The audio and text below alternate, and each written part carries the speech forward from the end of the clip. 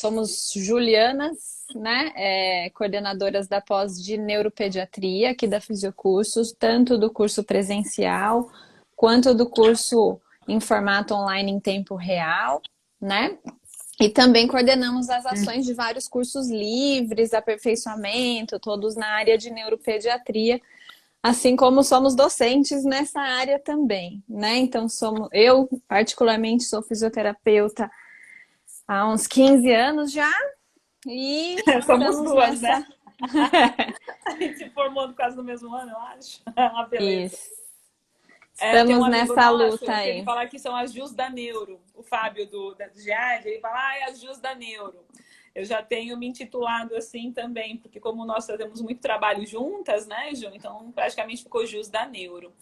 Também temos uma trajetória muito parecida, acho que a Ju já me apresentou também aí, né? Eu sou a Bilhar e ela é a Golardins.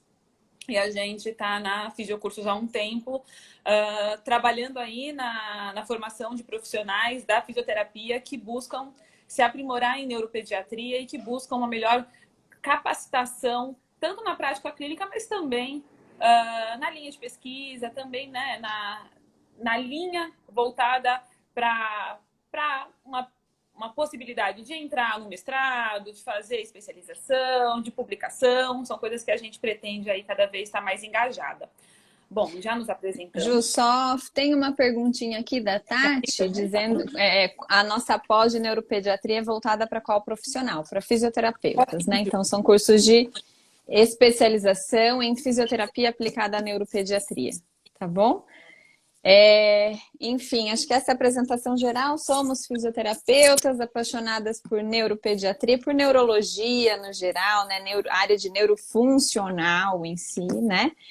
E a gente vai comentar um pouquinho, eu acho que dessa trajetória que a gente tem aí de formação não específica na físio, né? Nossa trajetória acadêmica caminhou na Faculdade de Medicina, caminhou na Escola de Educação Física e Esporte da USP, então trouxe para a gente um olhar um pouquinho diferenciado para o tema que a gente vai falar hoje, que é a aprendizagem motora. É um gap que nós vemos nos fisioterapeutas em geral, né? Que tentamos contemplar nos nossos cursos, o entendimento do E que processo nós de já passamos por aprendizagem. isso. Nós já passamos por isso. Sim. Eu lembro a primeira vez que eu estava numa discussão de laboratório, do Laboratório de Comportamento Motor, que é o LACOM, e para mim, o meu conceito de aprendizagem motora era completamente diferente do que era aprendizagem motora, como eles falavam de aprendizagem motora e como é o certo. Ponto. E aí, para mim, era, o paciente aprendeu, mas eu não sabia testar se ele realmente tinha aprendido. Na primeira reunião em que eu estava ali, me apresentando para professores, tipo, super top, sabe? Aquele pessoal plus avançado de bom. E aí eu tô falando não, porque aí eu quero ver se o meu paciente aprendeu a realizar as habilidades motoras. Eles falaram assim, Juliana, o que é aprender para você? Aprendeu. Se ele está realizando a atividade melhor. Como você testa? Ai, meu áudio tá baixo. Poxa, pior, Rê, que eu não Será que é consigo o colocar um meu? áudio. Acho que deve ser o meu, não é? É o meu, né? Eu vou tentar falar mais alto. Olha que eu já falo alto, hein? Vou tentar melhorar minha entonação. E aí, eu falei, eu quero ver se meu paciente apresentou melhor ali a habilidade. Mas como que você testa? Eu avalio se ele melhorou. Eu faço as minhas escalas de avaliação. Falei bonito, né? Porque a gente fala bonito, pausadamente, num laboratório, para parecer bem inteligente. Não cair do tamanco, né? Aí eles falaram, não é assim que avalia a aprendizagem motora. Falei, não? Então me ensina. Né? E a partir daí eu comecei a entender um outro conceito, que sai um pouco do que nós achamos que é aprendizagem. Primeiro, só fechando, o profissional de educação física tem 1 ano de disciplina de aprendizagem motora. Então, eles têm uma dimensão desse fenômeno muito maior do que eu tive na minha graduação e do que eu vejo os meus colegas tendo. Então, quando a gente fala em aprendizagem motora, a gente não está pensando, bom, o paciente melhorou naquela atividade, aquele desempenho, ele melhorou logo depois que eu testei. isso não necessariamente é aprendizagem. E muitas vezes nós, fisioterapeutas, consideramos que o paciente aprendeu porque ele apresentou uma melhor performance de uma habilidade específica em um tempo específico. Isso já é uma linha. Fala, Ju, te cortei, desculpa. Não, eu acho que era essa pergunta que eu te fazer mesmo, né? Qual é a diferença, né, de aprendizagem e desempenho? Mas eu acho que esse gap na nossa formação, e eu acho que vem de uma formação de outras áreas também, né? É justamente a confusão do que é aprendizagem, sendo assim um termo muito utilizado na área escolar para questões das habilidades cognitivas, né? Então, é claro, existe um processo de aprendizagem que tem digamos, uma denominação comum para todas as áreas, tem pontos em comum que são a mudança de um comportamento específico, seja o comportamento motor, o comportamento cognitivo, enfim, em decorrência da prática, em decorrência da repetição, né? Então, isso é o que vai acontecer. Você muda sua performance cognitiva em determinada habilidade, digamos, ao aprender a ler, né? É uma capacidade cognitiva.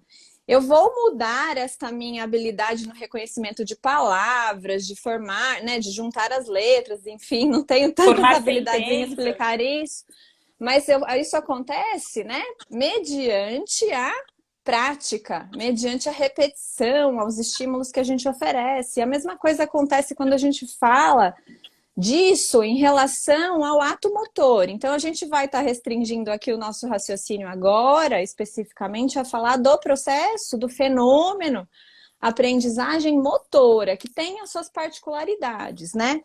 E aí, quando a gente fala, isso que você traz é muito importante, qual que é a diferença de mudança de desempenho e aprendizagem, né? Porque nós, como fisioterapeutas, a gente recebe o paciente, ele tem um determinado nível ali basal de como ele faz as atividades que ele consegue ou que ele está quase conseguindo fazer.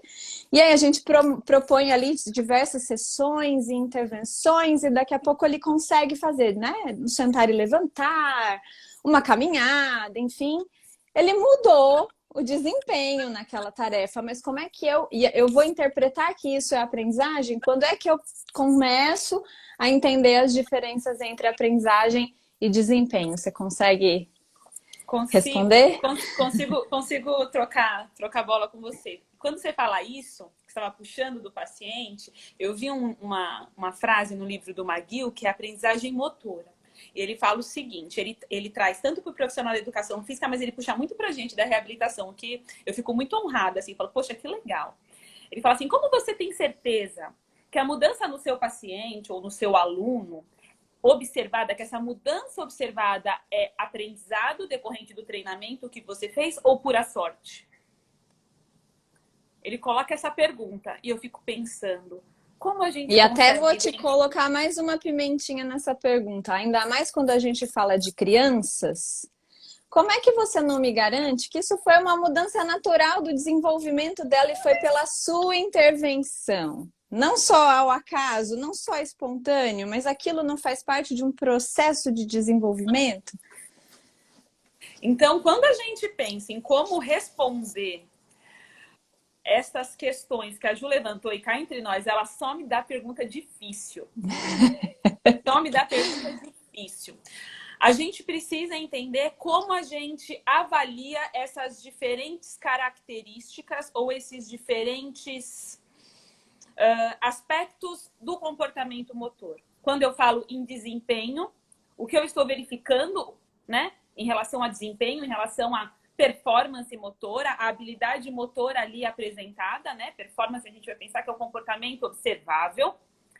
Como eu consigo identificar que aquele comportamento observável se repete após um período sem a realização daquela prática que foi treinada, né? Como que eu tenho uma retenção daquilo que foi treinado, daquelas habilidades motoras. E um outro aspecto é que se aquela performance consegue ser adaptável a diferentes condições.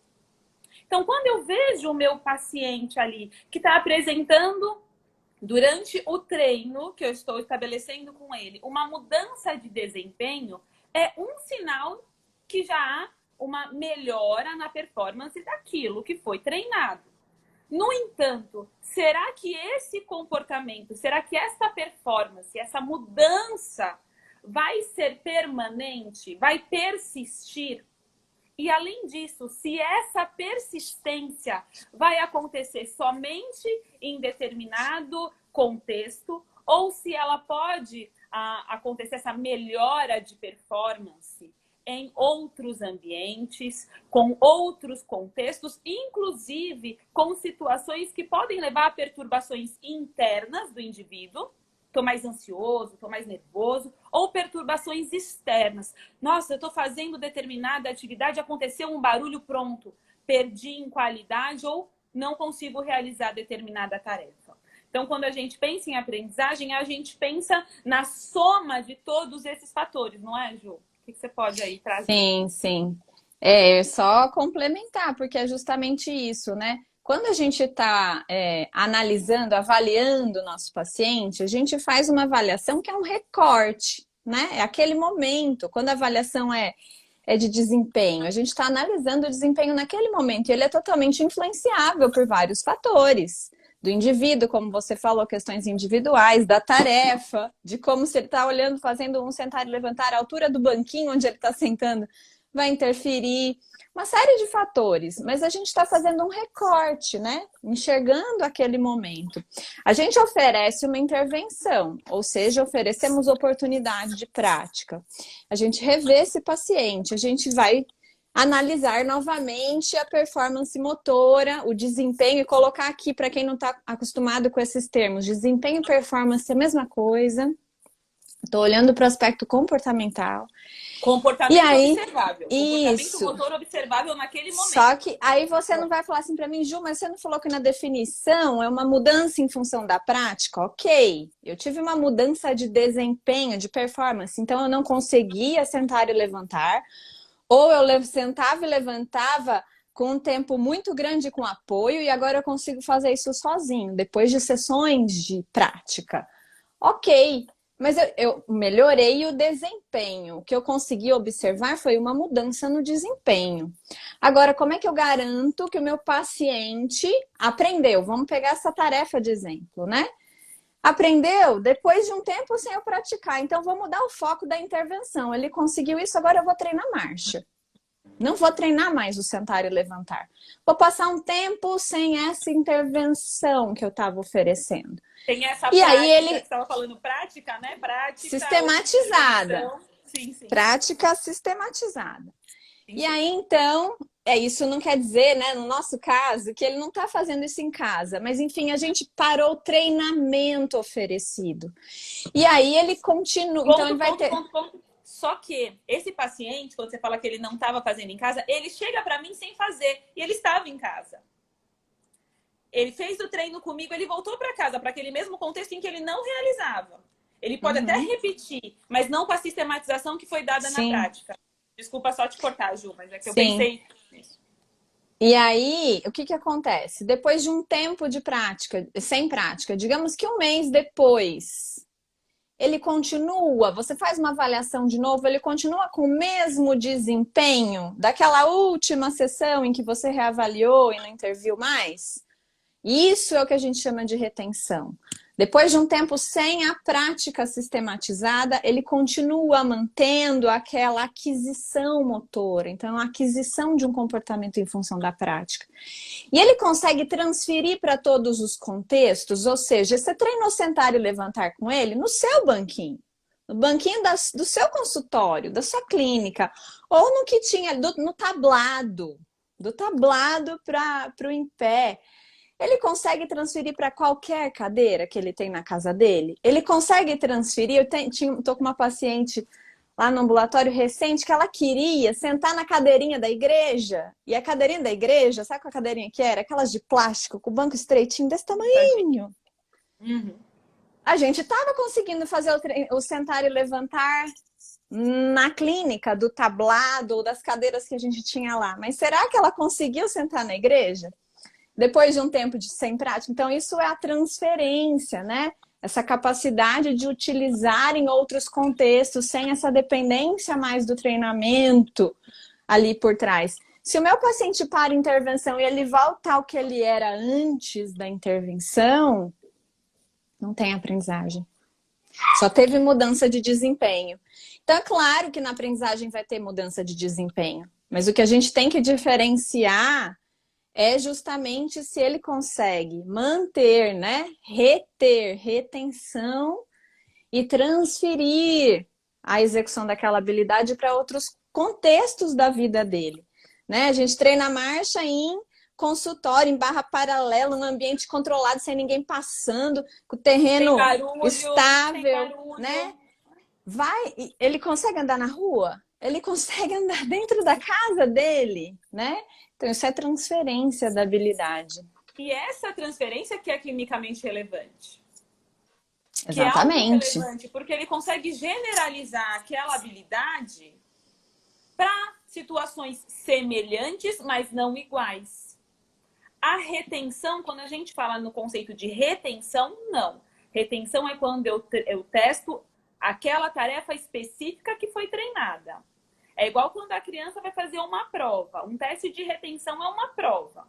Ele vai pegar o que ele estudou, ele vai responder ali naquela testado. Prova. Né? Ele vai ser testado.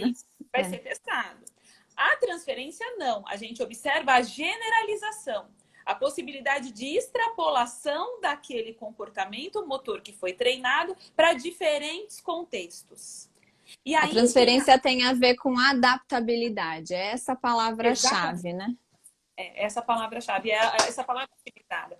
Eu gosto muito também de como eles organizam no livro do McGill, a parte até trouxe aqui para ser a minha cola, porque eu achei muito interessante. Ele coloca 6 características da performance. A gente é tudo igual, não adianta. A gente estuda, acho que a gente estuda e como a gente estuda. Estudo o tempo todo, estudo de caso quando chega um paciente que a gente nunca atendeu, que acontece o tempo todo, né? A gente estuda e precisa estudar, faz parte, né? A gente está constantemente estudando, fazendo os nossos testes de retenção e na prática clínica ali a nossa... já que a gente entrou com dicas, esses dois aqui, para o tema aprendizagem, são duas referências. Essa daqui é sensacional, né? Essa referência. E essa daqui, nessa daqui... Esse é o Gotani, né? Gotani, para quem não conhece, é o professor titular da USP, responsável, não sei se ele aposentou, acho que não, pelo Laboratório de Comportamento Motor. Depois marca, Ju, quais são os livros. E é referência, e a gente teve a oportunidade de conhecer as feras do Lacan, que me ajudaram muito no meu crescimento pessoal, né? E aí, voltando para as características, né, da performance relacionada à aprendizagem, o que McGill fala? O que a gente vai observar no nosso aprendiz ou no nosso paciente quando ele apresenta uma mudança, uma melhora no desempenho motor relacionado com a prática, com a experiência? Primeiro, o paciente vai ter melhora da execução. Ele vai apresentar uma melhor execução. Aqui a gente está falando de uma aprendizagem adaptativa, ok? A gente não está falando de uma aprendizagem que leva a um comportamento mal adaptativo, que também pode acontecer. Né? Além disso, ele vai ser consistente. Essa performance ela vai ser semelhante, similar, quando repetida. Quando a gente começa a fazer um movimento, a gente está aprendendo um movimento, a gente é desorganizado, a gente apresenta muita variação daquela habilidade, daquele ato motor. Então, eu quero arremessar uma bola. Até eu conseguir arremessar com expertise, com proficiência, eu vou repetir, mas no começo eu sou desorganizado, eu erro o alvo, eu tenho variação de força, de amplitude de movimento, graus de liberdade diferentes, mas com o tempo e com a repetição eu fico mais consistente.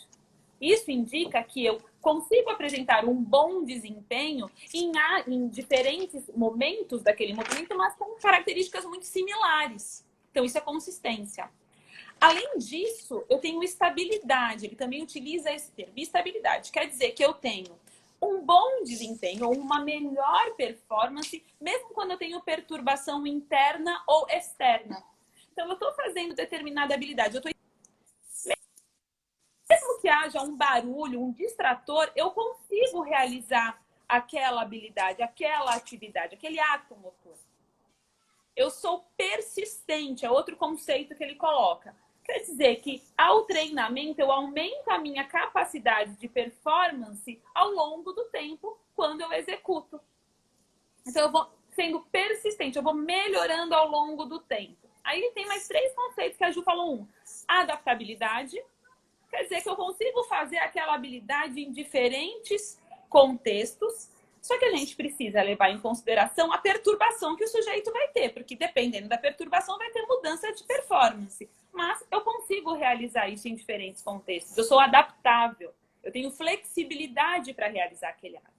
E o último conceito que ele fala, redução de demanda atencional.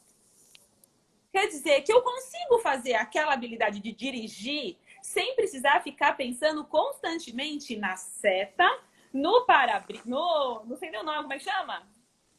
Que negocinho, espelhinho, gente? Como é que chama? Retrovisor. Retrovisor. Não, retrovisor. Já tô tão com redução de demanda atencional que eu nem preciso saber o nome. Porque eu olho e vejo quem tá atrás. Então, eu já consigo fazer uma atividade, uma dupla tarefa com qualidade. Então, esses são os fundamentos ou os princípios que ele considera como relacionado a uma melhora da performance pela aprendizagem motora. Eu tô só digitando, né? Também. Eu só tô digitando o nome do livro que o pessoal pediu. Não. Eu quero pegar um dos ganchos, Ju, que você falou. Pra gente fazer um link.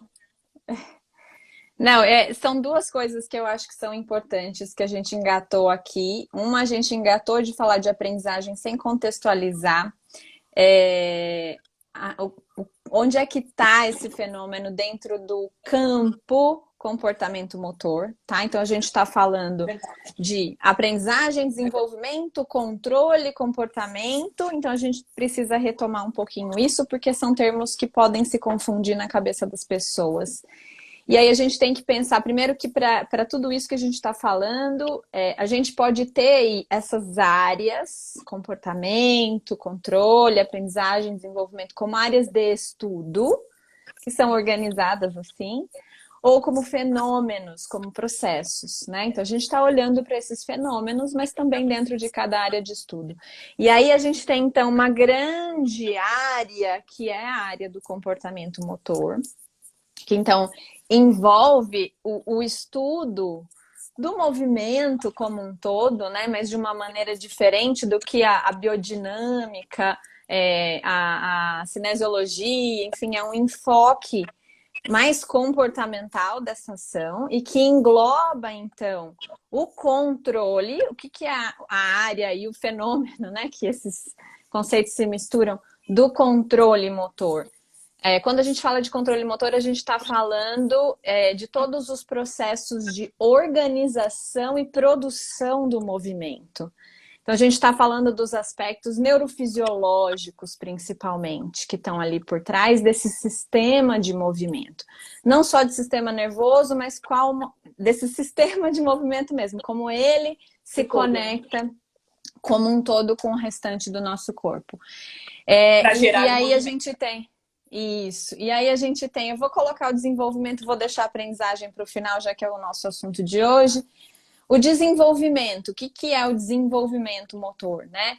Ele é um processo contínuo, que começa na concepção e vai até a morte, apesar da gente ter uma curva de mudança no desempenho muito grande, né, ao longo da infância, e curvas de aprendizagem muito maiores na infância. Esse processo é contínuo, né? Então, é uma mudança no comportamento motor ao longo dos ciclos de vida, que envolve, então, né, uma aproximação muito grande com controle, com aprendizagem. Esses conceitos, eles estão interconectados, eles acontecem em paralelo, eles se interferem entre si, né? Então, a aprendizagem, ela é justamente uma mudança no comportamento motor em função da prática. E aí, o gancho que eu ia pegar da sua fala de tudo isso, então, colocado tudo isso aí, né? Você falou muito, muito da importância da repetição, né? Eu vi que até se E perguntaram aí, sobre isso. e aí o gancho, a repetição é a chave para o sucesso. Vamos pensar um pouquinho. Eu vou deixar, eu não vou dar essa resposta tão clara. Eu vou deixar para reflexão mesmo. Qual que é a ligação de todo esse processo de aprendizagem com a neuroplasticidade? Você quer responder ou quer que eu engate aqui? Pode engatar, tá bom. Tá, é que eu acho que é por aí, né? Eu acho que vocês vão. Você, Carla, né, que colocou essa pergunta, se as repetições são a chave para o sucesso da aprendizagem. Se a gente tem como a essência do processo de aprendizagem mudanças em função da prática, e se a gente tem, né, um processo de neuroplasticidade, que é o quê? Justamente a capacidade adaptativa do sistema nervoso. E é totalmente dependente da repetição da estimulação ambiental para que a gente fixe essas sinapses, né? A gente tem uma formação sináptica dependente da experiência, mas o nosso HD não é infinito, né? O nosso HD cerebral, ele não é infinito. Vai tendo mecanismos de poda neural. A gente começa a estabelecer circuitos que são reforçados com a experiência, que são reforçados pela prática. Então, tem um paralelo aí, se a gente for colocar de uma maneira bem simplista, não é exatamente assim, mas se a gente falar o processo de aprendizagem, ele é um processo de formação e reforço sináptico. Então, quando a gente olha para o fenômeno da neuroplasticidade, a gente está vendo ali parte do fenômeno de aprendizagem, né? E aí, Carla, responde a sua pergunta. Eu acho que é isso. Você quer complementar um pouquinho dessa relação com a neuroplasticidade? A gente já chama também o pessoal para quinta-feira. Eu acho que até fica claro, Ju, quando você fala dessa questão do reforço sináptico. Na verdade, quando a gente só vai... Deixa eu tentar pensar num exemplo simples que fica fácil de entender. Daqui a pouquinho eu penso em alguma coisa assim. Porque você quer um exemplo bem fácil? Você quer um exemplo que todo mundo já viu? Todo mundo já assistiu Divertidamente. Você já assistiu? Quem não assistiu pode assistir na Netflix agora, que é uma aula de neurociência. O que acontece lá, né? A gente tem aquelas bolinhas. Ali a gente tem uma representação da formação de memórias, né? Só que tem um determinado momento do filme que ele mostra o nosso HD não é infinito, não dá para armazenar tudo isso daqui. Tem os lixeirinhos que pegam as bolinhas e ó, destrói as bolinhas, né? Isso é poda sináptica, né? A gente buga quando a gente põe informação demais. O nosso sistema nervoso, ele busca eficiência, economia de energia, e para isso ele vai buscar esses padrões estabelecidos em função do uso, né, que a gente faz. Quando essa poda não acontece de forma eficiente, a gente tem algumas alterações de comportamento. Então, a gente tem uma linha que traz a questão do autismo com o início do desenvolvimento dessas crianças com um prejuízo nessa poda e depois com um aumento muito grande de poda, o que vai levar a uma alteração desse comportamento da criança, né, do que é esperado para ela em relação ao seu desenvolvimento, que aí não é somente o motor, porque a gente não trabalha somente com desenvolvimento motor, a gente é um todo de outros aspectos. Então, o que a Ju falou é importantíssimo. Primeiro que a gente tem um sistema extremamente eficiente. O que para mim não é importante, o que eu não repito, o que para mim acontece somente uma vez, eu não preciso fortalecer. O meu sistema não fortalece. Por quê? Porque aquilo não é relevante. Agora, as atividades que eu repito, que eu preciso constantemente ativar novamente, acessar novamente nesse sistema, ajustar, lapidar, melhorar na sua função, na funcionalidade, isso para mim vai estar mais fortalecido. Então, essas sinapses são mais fortalecidas. Então, quando a gente fala Nessas características, a gente entende que, bom, então repetição é importante. Se eu treino com o meu paciente determinada característica, determinado movimento, uma vez só, 3 vezes, será que aquilo vai ser para ele reforçado para que ele possa reter e transferir? É muito difícil. Aí chega para mim, o pessoal e fala assim, Ju, quanto tempo que você fica com a criança na esteira? Ou quanto tempo que você fica treinando o sentado, né, sobre os calcanhares para o ajoelhado, semi-ajoelhado para o de pé ou sentado para o levantar? Meu, eu treino bastante. A gente não tem, eu não estipulo na minha sessão com criança, eu vou fazer 3 séries de 10. Não, mas eu coloco durante a terapia dela várias atividades em que ela vai sentar e levantar para pegar um brinquedo, em que ela vai sentar e levantar para tocar um instrumento, em que ela vai sentar e levantar para jogar o videogame. E eu repito essa tarefa específica, que é o sentado para levantado, para que ela possa reter aquela informação, para que ela possa criar memória, porque memória já é neuroplasticidade. Tá bom? A gente está falando de coisas... É uma parte, sim. Né? Uma parte da neuroplasticidade. É uma parte do processo, né? Sim, para que haja, né, esse fortalecimento e depois para que ele possa transferir e que ele sente levante na casa dele. Mas para isso eu preciso repetir.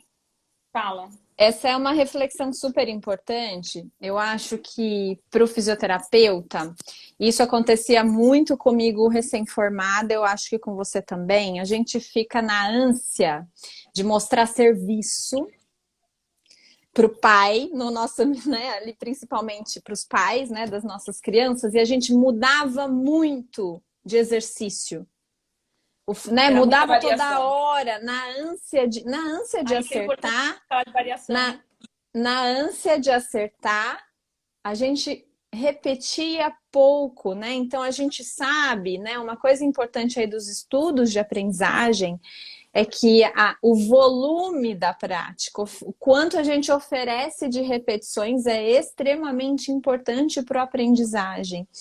E a gente não foi formado assim.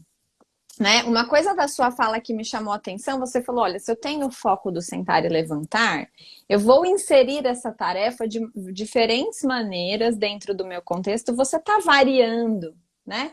Não é que tem que pegar a sessão inteira e sentar e levantar, e sentar e levantar, e sentar e levantar da mesma forma, né? A gente até tem um conceito de aprendizagem dos estudos que é a repetição sem repetição. A gente consegue repetir o objetivo funcional, o trabalho daquela função principal de formas diferentes. Então, a gente não deixa de dar o estímulo, mas a gente vai variando pequenos aspectos dessa tarefa.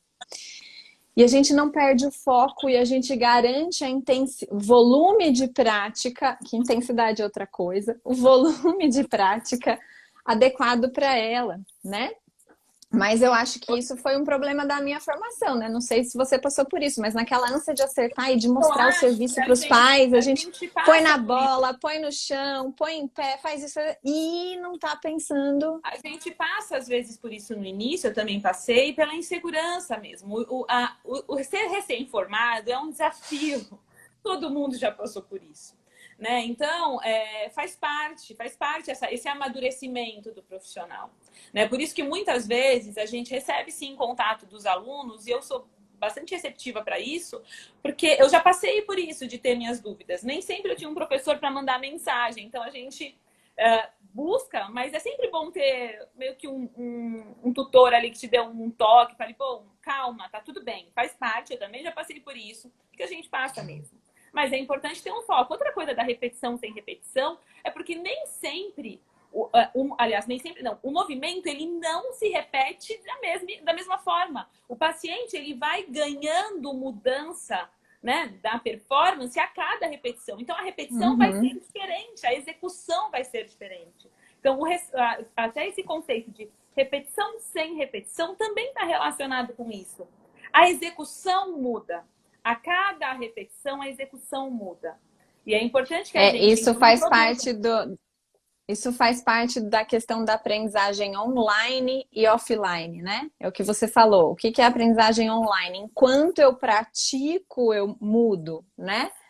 A gente vai, é só pensar um pouquinho, né? Pensa numa habilidade que vocês não são experts, sei lá, fazer embaixadinha, virar cambalhota, é, fazer malabares, que são coisas que nem todo mundo tem uma super expertise. Mas pensa, cada Nem vez todo que mundo. você. Ninguém tem super expertise nisso. Nem todo mundo. Mas É não, tem engraçado. algumas. Quem vai no Algum sinaleiro tem. Lá no 1% da sinaleiro. população brasileira tem expertise em Mas é malabares. prática, mas é prática. Mas o que acontece? Você tem os estímulos ao longo da prática. Você não faz uma e a segunda é igualzinha e a terceira tentativa é igual. Cada hora você erra por um motivo. Porque o seu corpo está tentando se ajustar e achar a melhor estratégia, a mais eficiente, a mais que erra menos, enfim. Isso é Porque o nosso aprendizagem online. sistema busca isso.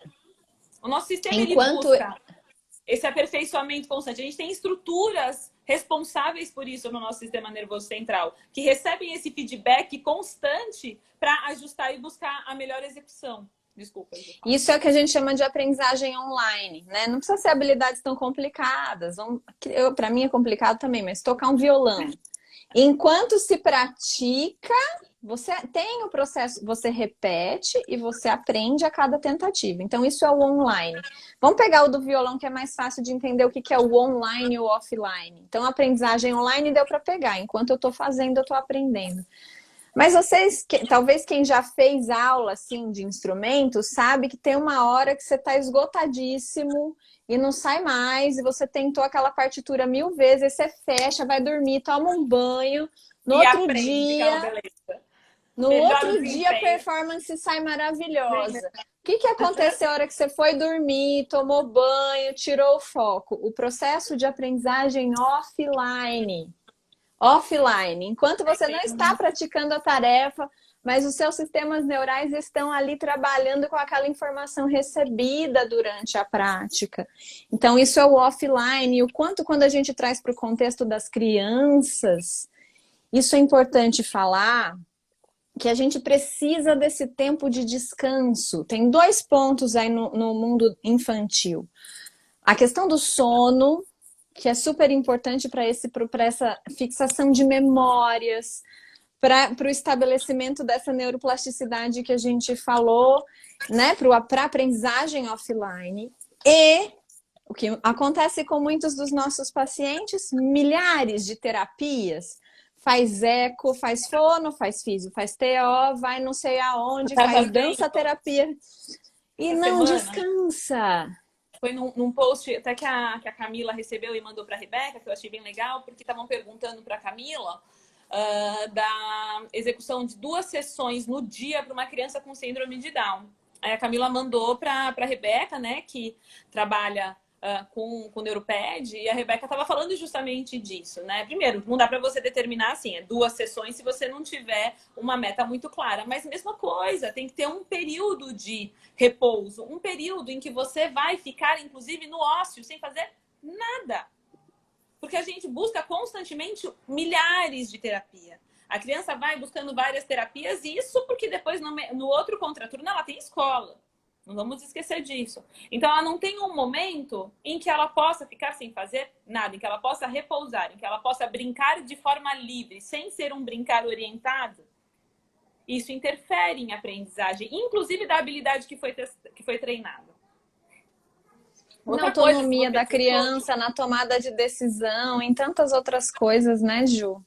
E dessa família ser uma família também, né?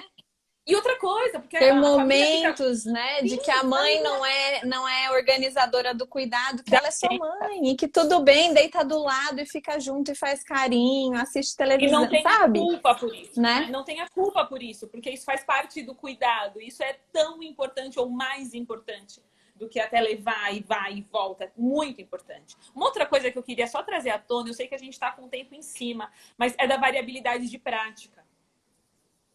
Porque você trouxe isso em relação ao início, né? O nosso início de formação, você fez essa associação com o início de formação, em que a gente vai fazendo muitas atividades diferentes, muitas habilidades diferentes. Então, eu estou trabalhando a habilidade manipulativa, aí eu vou trabalhar a habilidade locomotora, aí eu trabalho a habilidade estabilizadora de forma diferente, separada, como se fossem coisas separadas, porque eu tô dando diferentes estímulos e eu penso que quanto mais estímulo, melhor.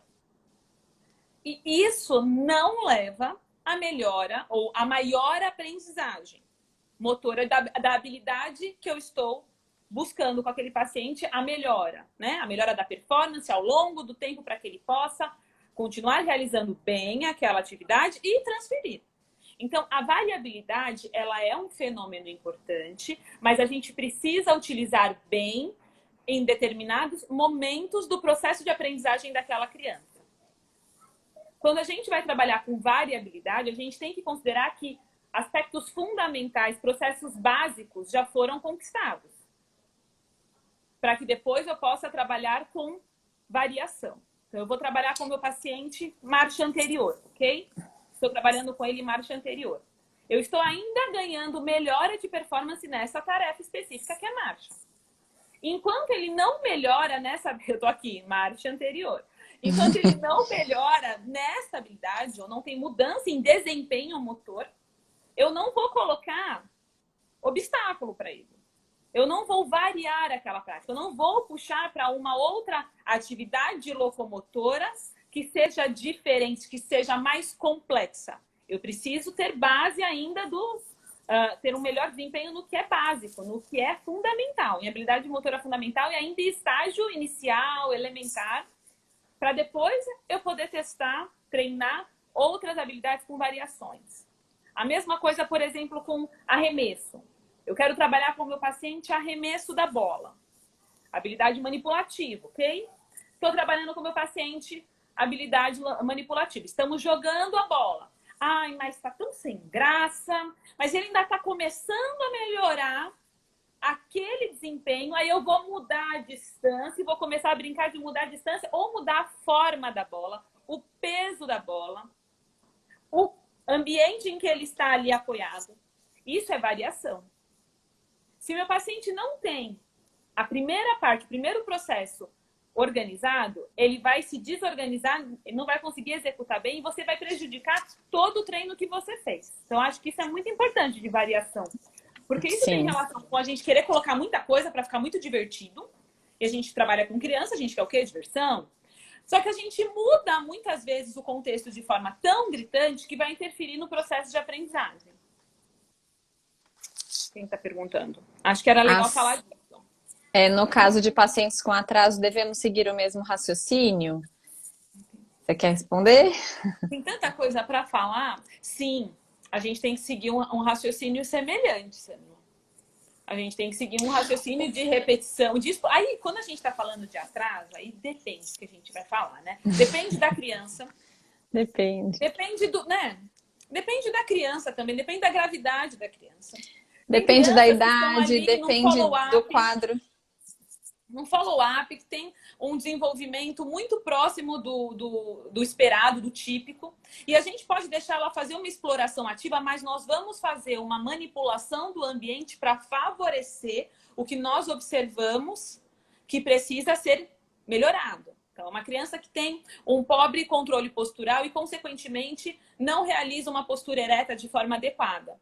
Então, eu vou ajustar o meu ambiente e aí, nessas crianças, eu vou tirar muito mais a minha mão, que já é uma tendência que a gente deixa as crianças cada vez mais livres para que elas possam realizar a exploração ativa. Isso tem relação também com uma pergunta da Dani, que ela me mandou no Insta, que ela fala, como o ambiente interfere na aprendizagem? Sim. O ambiente faz parte, né, dos fatores que vão interferir na aprendizagem. Um ambiente enriquecido, né, que nós fazemos uma manipulação adequada desse ambiente para que haja engajamento da criança em relação às atividades que ela vai realizar, a exploração ativa, é importante. É um dos fenômenos que vai interferir, aliás, é um dos aspectos que vai interferir na aprendizagem. Enquanto o meu paciente vai vai aprender em como ele vai aprender, em quanto tempo, como eu vou conseguir medir, né? Então, isso é bem importante. Ambiente Eu acho que é um paralelo até da aprendizagem com a funcionalidade, né, Ju? Porque a nossa meta de aprendizagem é uma função, né? Mas não é uma função que a gente está olhando só para realização de uma atividade. A gente está olhando para ele em nível de estrutura e função de corpo, a gente está olhando para ele no nível de atividade, no nível de participação. E quando a gente fala de transferência e retenção, a gente está olhando para esses aspectos, né? Então, o foco da aprendizagem é que ele seja independente. Então, a gente precisa entender que na funcionalidade como um todo, a gente vai ter barreiras e facilitadores. E quando a gente olha para o ambiente, ele pode ser tanto uma barreira, né? Quando você fala um ambiente empobrecido de estímulos, ele é uma barreira. Até se você pensar em condição estrutural de uma casa, né, de um cômodo, de uma família com 5 pessoas, que você precisa treinar a marcha de uma criança que é cadeirante, que tem possibilidade de sair da cadeira. Mas não tem espaço na casa dela. Ela sai na rua, a calçada é esburacada, não tem rampa, e aí? Entendeu?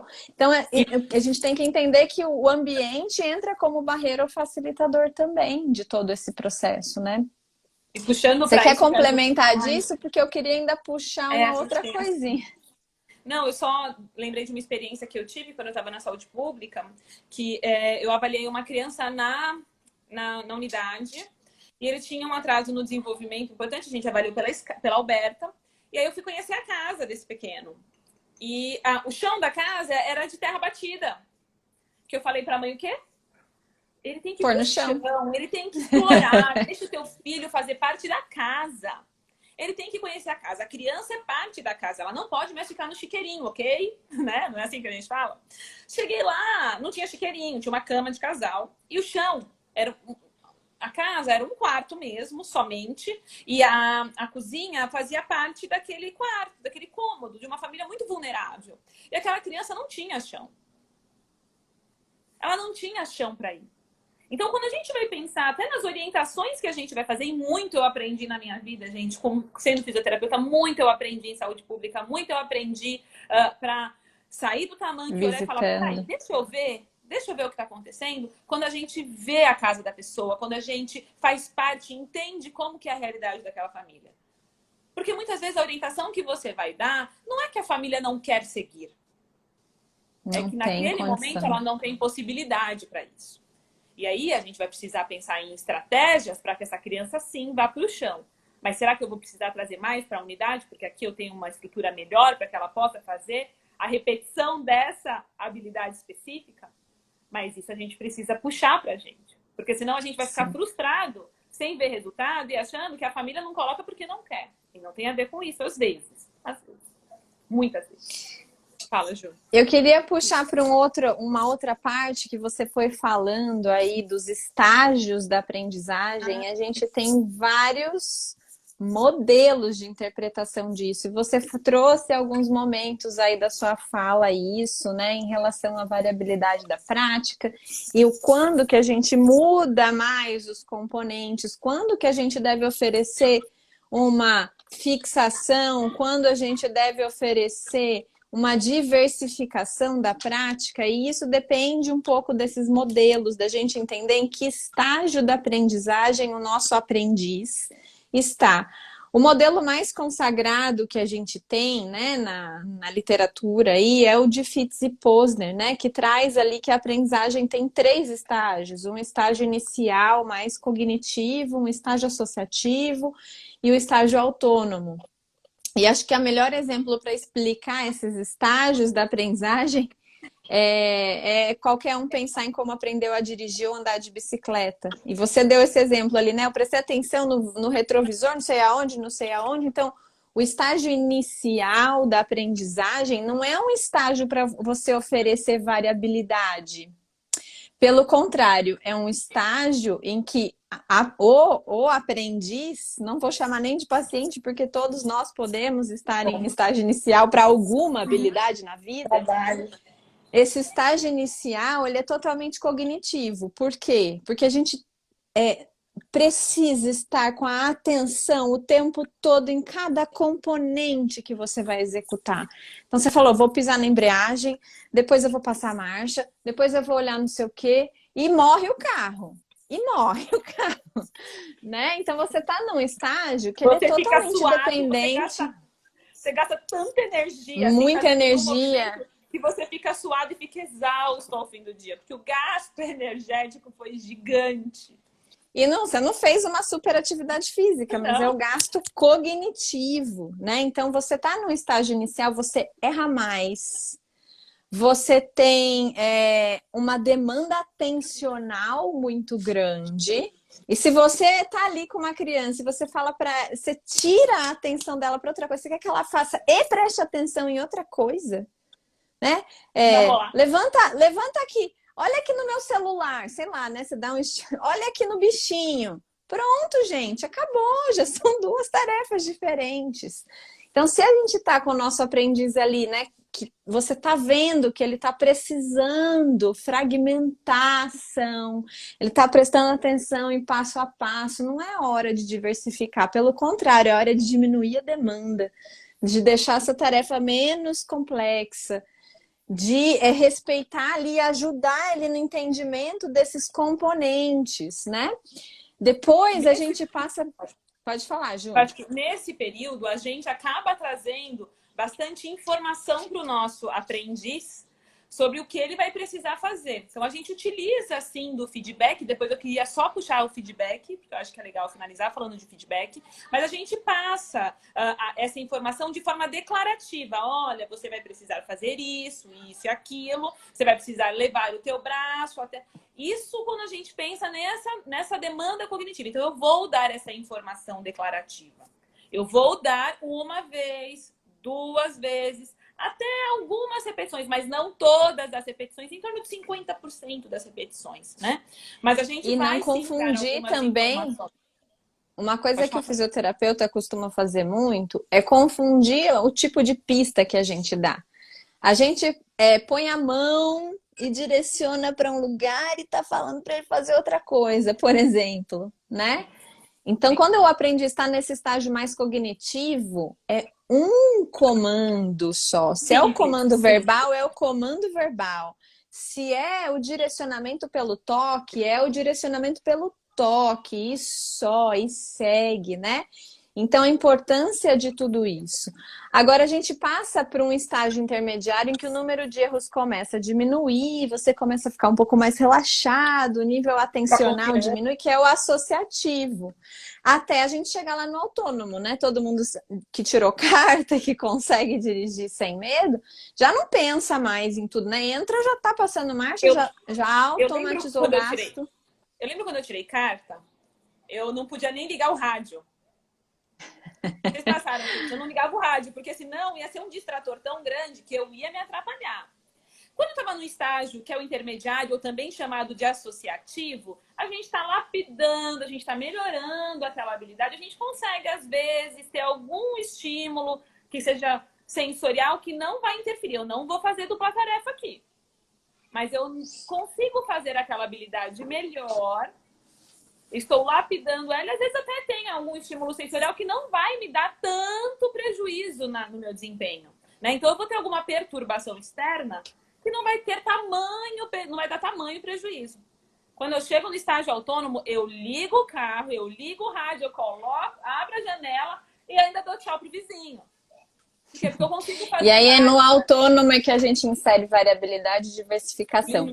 Eu vou te cortar, Ju, porque a gente tem 3 minutos só. Ah, eu queria falar de. Ixi. Vai, E funciona. aí eu acho que vai ter que ficar para uma próxima, a gente falar de feedback, falar de foco interno, Sim. foco Eu vou falar de externo. feedback rapidinho. Fala Gente, 1 feedback. minuto, Ju. Ai, feedback. A gente aprendeu que feedback há 20 anos, que beleza, se você não tocar no paciente, se você não falar com o paciente constantemente, quer dizer que você é um paciente, um terapeuta negligente. Mentira, gente. Mentira.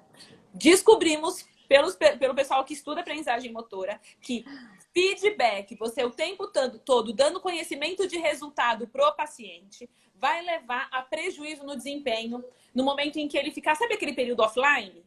Quando ele vai repetir novamente aquela tarefa, ele piora em desempenho. Então, ó, seguinte, não dá tanto feedback. Tem estudos que falam em torno de 50% de conhecimento de resultado. Segue na linha. E essa quantidade de feedback, não é o tempo todo, ó, acertou, seu João. Acertou, seu João. Não, não é.